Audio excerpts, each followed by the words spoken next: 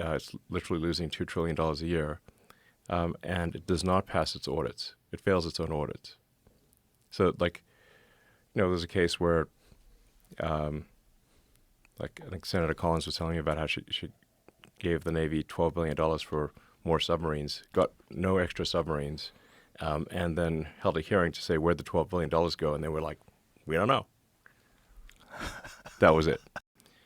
I mean, we found just with a basic search of the Social Security database that there were 20 million dead people marked as alive. But were they getting money? Some of them are getting money. What percentage of them? It isn't clear. We're actually trying to run this ground. I was trying to get an answer right before the show.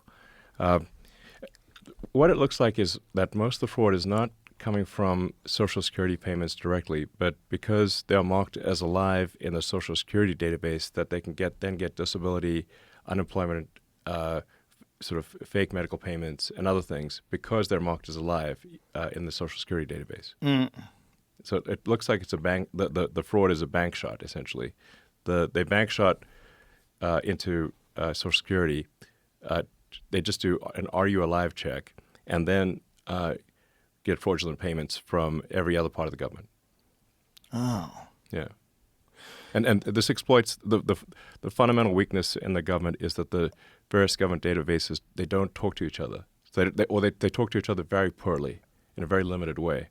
So the way that the system gets exploited is by taking advantage of the poor communication between the various databases in the government.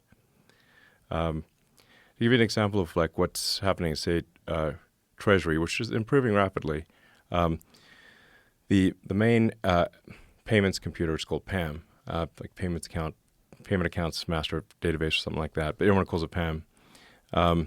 That's responsible for almost $5 trillion of payments a year, roughly $1 billion an hour. And when we came there, we're looking at this PAM, and it's like the payments have no. You could put a payment through with no payment categorization code, and no description on the payment, like basically untraceable blank checks. This is the kind of thing that if it was done as a public company, the company would be immediately delisted, and the executive team would be thrown in prison.